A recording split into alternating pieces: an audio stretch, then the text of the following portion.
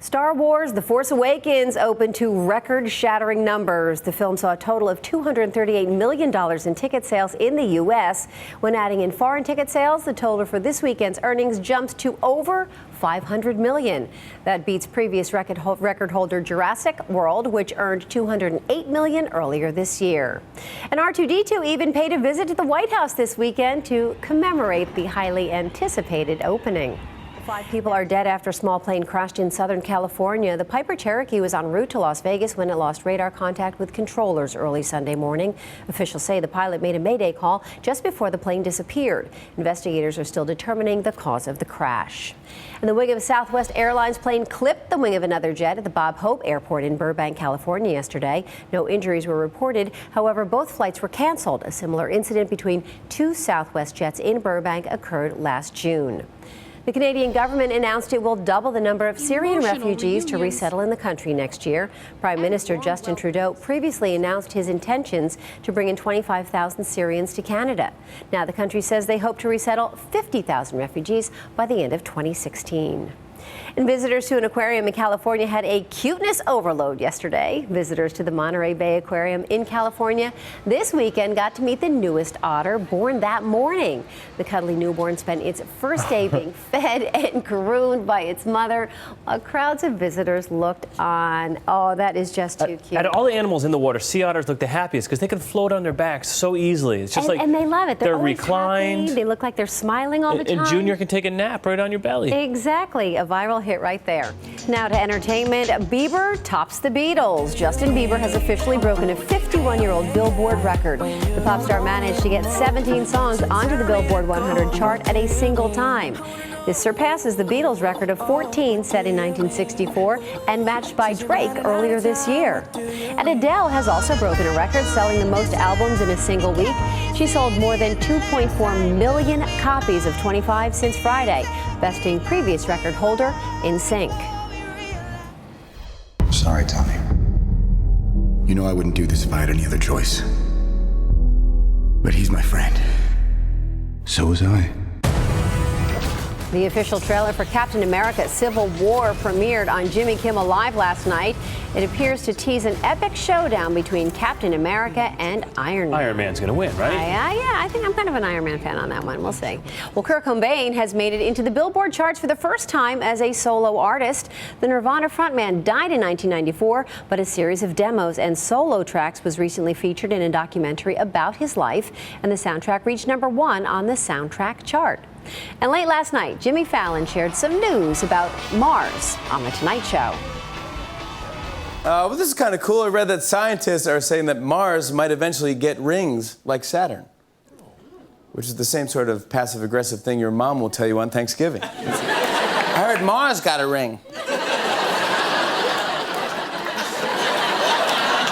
I'm saying you got to get out there, like Mars. Good twist on that. I'm Darryl Brown, and this is Early Today. According to the U.S. Forest Service, it has cost more than $1.7 billion to fight all the wildfires this year, the costliest on record. Now, beyond dollars and cents, it cost in lives and property was also steep. 7 firefighters have died fighting blazes. Nearly 10 acres have burned so far in 2015. On a lighter note, if you like cake and the royal family, you're in for a treat. A piece of wedding cake from Prince Charles and Princess Diana's 1981 wedding is up for auction today. Yuck. Crafted by the head baker of the Naval Armed Forces, it's actually made up of a classic British fruit cake with cream cheese frosting. Bidding will start at $1,100. Pay whatever you want for it. It's a piece of history, but a slice of history. A slice, very well. Just don't eat it. I beg you. It's only 34 years old. If you love Star Wars and happen to find yourself in Paris, you're in luck. You can attend a lightsaber academy and become a Jedi Master. Not dorky at all. Students learn a combination of fencing and martial arts. Learn the Force, you will. Right. Yes. Tonight, President Obama joining Bear Grylls. This is all happening. They took a trek across the Alaskan wilderness. The two will battle the elements while observing firsthand the effects of climate change. Here's a sneak peek. You know, as president, I am in what's called the bubble, and Secret Service makes sure that I'm always out of danger, which I very much appreciate, but can be a little confining. Every once in a while, if I do something unexpected, the phrase we use is that the bear is loose. So to be with bear in the woods, it doesn't get any better than that. You probably need more survival skills to run the country. Running Wild with Bear Grylls and President Obama airs tonight at 10, 9 Central on NBC. The attacks in Paris resonated throughout the entire world, even here at 30 Rock. Saturday Night Live's Cecily Strong delivered a solemn offering of support before Saturday's show. Paris is the city of light. And here in New York City, we know that light will never go out. Our love and support is with everyone there tonight. We stand with you. Paris, c'est la ville lumière. Ici à New York City, nous savons que cette lumière ne s'éteindra jamais. On vous envoie tout notre amour et soutien ce soir. Nous sommes de tout cœur avec vous. And now, live from New York, it's Saturday night. The show continued as usual, but without the traditional cold open sketch. At her concert in Stockholm on Saturday, Madonna paid tribute to the victims of Paris. She says she considered canceling her show, but then decided against it. They want to shut us up. They want to silence us. And we won't let them. The singer later broke out in tears after leaving the crowd in a moment of silence. Now for some entertainment news, Simon Cowell announced that he'll be a judge on America's Got Talent. Yes, he told Today that he will be replacing Howard Stern. Cowell is also the creator and executive producer of the show. I Am Kate has been renewed for a second season. The Caitlyn Jenner reality series will return to E! Next year. Back to the Future, the trilogy, it returned to theaters on Wednesday. It was part of celebrating Back to the Future Day. The franchise brought in almost $5 million. Elizabeth Banks, she's going to be hosting Saturday Night Live for the first time. She'll be joined on November 14th by musical guest Disclosure. In her new contract to appear in Lancome ads, listen to this. Actress Kate Winslet told E! News that her photos are not allowed to be retouched. Good for her. She says she hopes to be an example to younger generations by telling the truth about who I am. I mean, she's gorgeous, though, so why retouch them, Well, that's right? why she's hired. Exactly. Opening in theaters this weekend, Steve Jobs shares the life story of the Apple CEO, or co-founder, I should say. The Last Witch Hunter follows an immortal man whose mission is to destroy a witch set on destroying humanity. And Paranormal Activity, The Ghost Dimension, it's about a family that discovers a video camera with a ghost filter. Haven't heard of that one just yet, huh? Okay, so Adele, she just released her first single in 3 years. Hello is off her new album 25, which drops November 20th. But here's a sneak peek.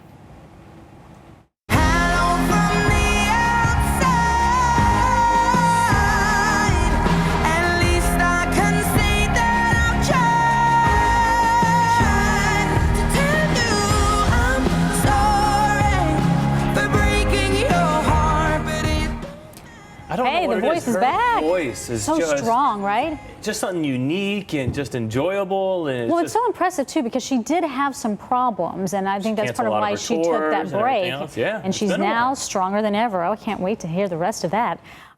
Now to entertainment, Chris Rock will host next year's Oscars. This is Rock's second hosting gig. He did it back in 2005. And on the new Forbes list of highest paid comedians, Jerry Seinfeld is at the top. He earns $36 million. He's followed by Kevin Hart at $28.5 million and Terry Fator at over $21 million. However, the list of 14 comedians does not include any women. Well, E! News is reporting that Adam Levine and Maroon 5 are in talks to headline the Super Bowl halftime show next year. The NFL has not commented. And Sesame Street is introducing an autistic puppet named Julia. It's in an effort to destigmatize the condition. A rendering of her was released by People magazine. Back to the Future writer Bob Gale confirmed to the Daily Beast that Biff Tannen was in fact based on Donald Trump. Biff's Casino Hotel was a nod to the Trump Plaza Hotel in Atlantic City. And speaking of Back to the Future, Nike announced its self-lacing sneakers will be released next spring. Michael J. Fox was given the first pair, and he laced them up on Jimmy Kimmel Live last night. Pretty cool. Also on the show, Doc Brown and Marty McFly officially arrived in 2015. Doc, it seems like 2015 kind of sucks. Yeah. Apparently, the technological and cultural achievements of this era somewhat underwhelming.